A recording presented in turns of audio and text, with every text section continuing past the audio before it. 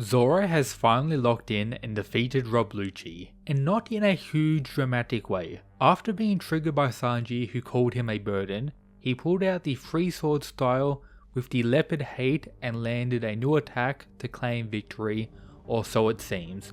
Also having the infamous Black Lightning, which some will argue it's advanced Conqueror's Haki or Conqueror's Haki in some way, while others not, as we've seen many instances of the Black Lightning appearing when Conqueror's Haki is not being used at the time. But the thing is, it doesn't seem like Zoro was pushed to an insane degree in this fight. We spent the majority of it cutting back and forth for more important events, making it seem like a little side thing occurring right now, with Zoro more so just keeping Lucci out of the current events. Now that he's been defeated, the impact doesn't really have much as it initially seemed.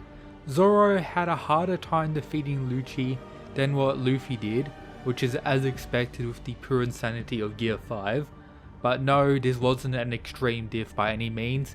This was perhaps all set up for the real challenge, especially now with the Gorosei all being summoned to Egghead in their awakened forms and already demonstrating their monstrous power.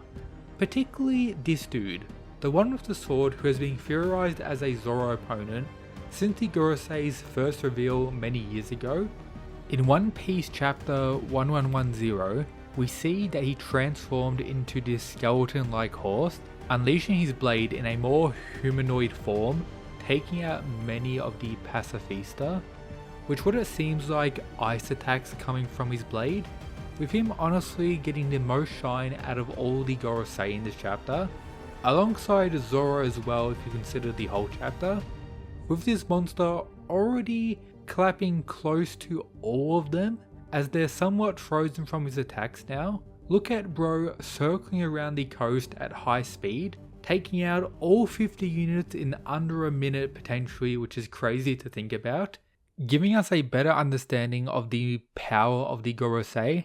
As I'm not gonna lie, Saturn so far has been a little disappointing, but this dude has definitely been changing my view somewhat, and if Zoro does face him, this will without a doubt be the hardest challenge of his life thus far. Which leads us with a few questions. How strong is current Zoro, and how strong will the Gorosei be? Let's imagine they are going to fight. Let's break down the Gorosei showing so far.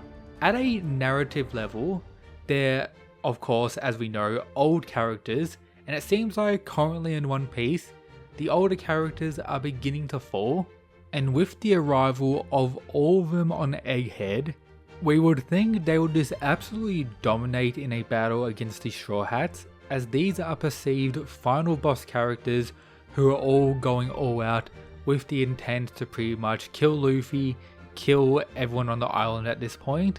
But even in this chapter, they're not successful at all, with the two goated giants chopping off the Worms One's head, and not really having much trouble in doing that, resulting in me to once again question how strong they are.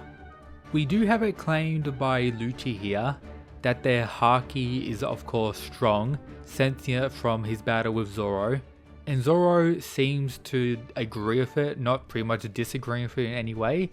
So their Haki's top tier, but still they can get clapped without much trouble and damaged without much trouble as well, which of course leads into their regeneration based ability, their most powerful asset moving forward in my opinion, meaning to absolutely take them out is going to be the real struggle rather than damaging them or even dominating any of them in a simple clash. Which begs the question of, are the Gorosei stronger than the Admirals? For example, is one Gorosei member stronger than a single Admiral? Honestly, I don't think so. However, as a group of 5, I do think they're stronger than all the Admirals put together. This is because they seem to be connected in a very deep way, sharing thoughts with one another, etc. And probably a lot more things that's going to be revealed throughout this arc, which gives them as a team a bigger advantage than one-on-one fights. However, it's likely the Straw Hats are going to be facing them in one-on-one fights. For example, Zoro versus this guy, perhaps Sanji will face one as well, and then the others will be taken out by, I guess, groups of the giants, Luffy and the other Straw Hats all working together. This is all in combination with the time limit, where they don't particularly need to defeat all of them per se, they just need to delay them in battle. However, considering the Straw Hats and how stuff typically goes, defeating some of them is most likely going to be the case. For example, Zoro versus this dude, which of course we need to talk about how strong Zoro is currently. He's demonstrated the ability to defeat the right hand man of fellow Yonkos when he defeated King.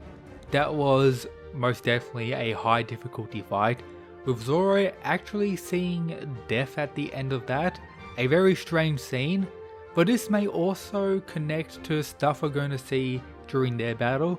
For example, the Gorosei seem to be connected to being devils in some way, and perhaps with the Sword One's ice-based attacks that we saw here, something very similar to Brook, who's also a character connected to death, we could have more reveals regarding that.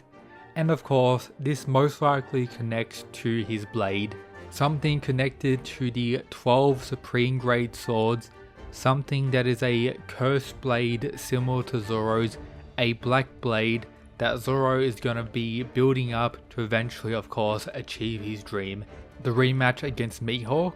With there currently being quite a few swordsmen who can be regarded as stronger than Zoro currently, and this Gorosei member is definitely up there, most likely in the top 5 in the entire One Piece world when it comes to swordsmanship skill. Perhaps this is the fight that will result in Zoro actually opening his eye, something we've been, I guess, waiting for I don't even know how many years at this point. The whole demon-like things being connected, the underworld, Zoro wanting to be the king of hell and proving himself as a worthy right-hand man to the new Yonko Luffy, who is currently demonstrating that yes, he is Yonko caliber, with him taking out Kizaru and clanning on the Saturn Gorosei member as well. That was an insane moment.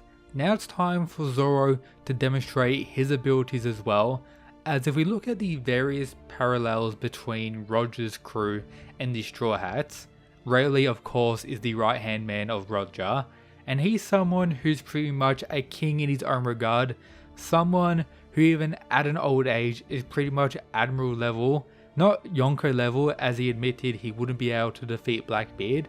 Maybe in his prime he could be considered even Yonko level.